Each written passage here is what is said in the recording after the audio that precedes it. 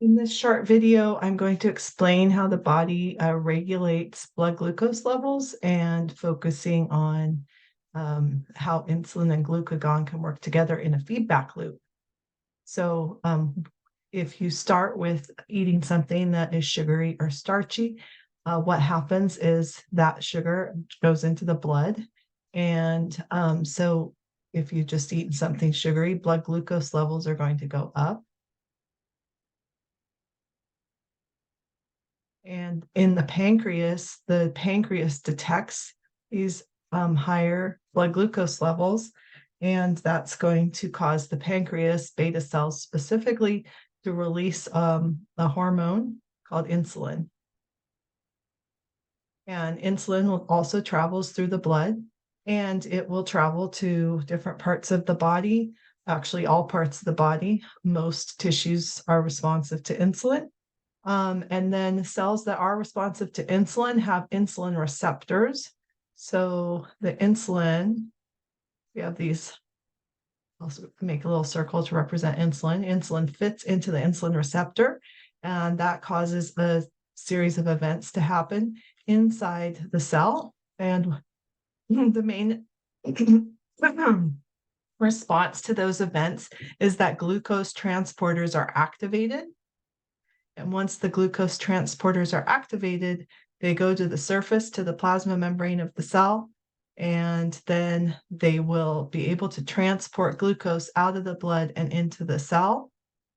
So the glucose is removed from the blood in response to insulin.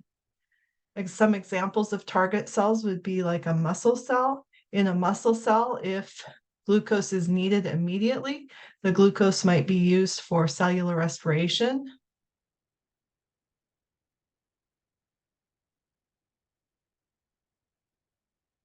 If it's needed later, or if this is a liver cell, the glucose can be stored. So either in muscle cells or liver cells, glucose can be stored in the form of glycogen. And if there's excess glucose, like you're taking in a lot more glucose than you need, and this could be happening in muscle cells or in adipose cells, the glucose will be converted into fat. So those are some different possible fates of glucose. And I do want to point out that when glucose is used for cellular respiration, that really means to make the cell work. So that's going to be involved in like lots of processes in lots of cells. Okay, so whatever glucose is used for, it's taken out of the blood. So that has the result that the blood glucose levels go down. If the blood glucose levels go down far enough, this actually triggers what's called hypoglycemia. But most of the time, it can go up and down within a certain range without giving the symptoms of hypoglycemia. The symptoms of hypoglycemia are actually due to the release of adrenaline, which happens as a response to hypoglycemia. So it's really a response to like get more glucose to the tissues by like having your heart beat faster. It can cause you to maybe conserve energy if you're low in glucose. So this is also detected by the pancreas by beta cells. So when the blood glucose levels is low, that's a signal to the pancreas, and the pancreas will actually release another hormone called glucagon. And these are from different cells in the pancreas that are responding to the low glucose. And glucagon really only has one target, and that's the liver. And in the liver, it causes the liver to release glucose into the blood. So the liver stores glycogen just for this purpose, and that will cause glycogen to be converted into glucose, and that will lead to the blood glucose level going up to a healthy level. So if you were to look at blood glucose levels over time, after you eat, when you first eat, your blood glucose levels, so we have glucose over here, blood glucose levels are going to go up. Insulin is going to cause them to be taken out into the tissues, and so the glucose level is going to go down. If it goes down past a certain point, glucagon will cause glucose to be released. And then so when you're not eating, you're going to have a pretty stable like level of this is called homeostasis, where the glucose levels are going to stay within a certain range. And it can become dangerous or unhealthy when glucose levels go outside of that range. Some of the symptoms of, well, let me go through in type 1 diabetes. This first step does not happen. So the pancreas is not making insulin.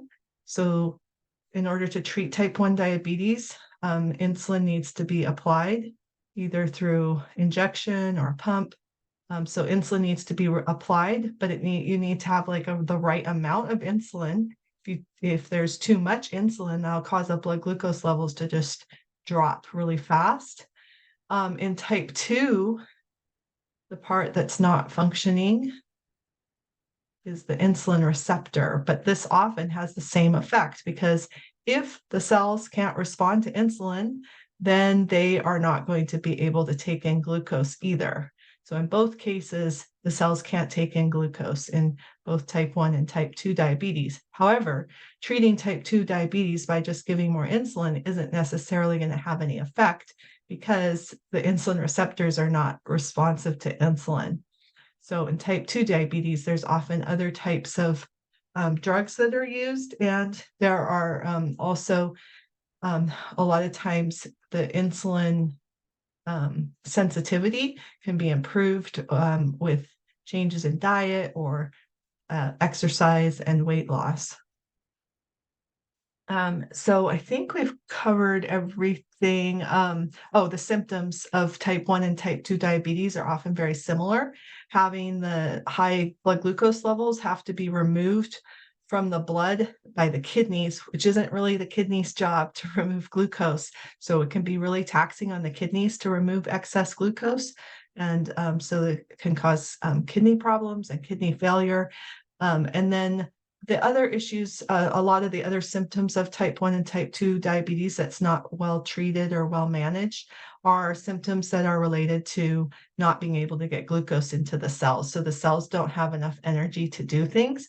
And one of those things that would be like wound repair or maintaining the eyes. So sometimes people lose their eyesight. Sometimes people lose limbs because they literally don't have enough glucose going out to like their limbs in order to repair small wounds. So a small wound can just sit there and not heal instead of healing like it would if those tissues were getting enough glucose.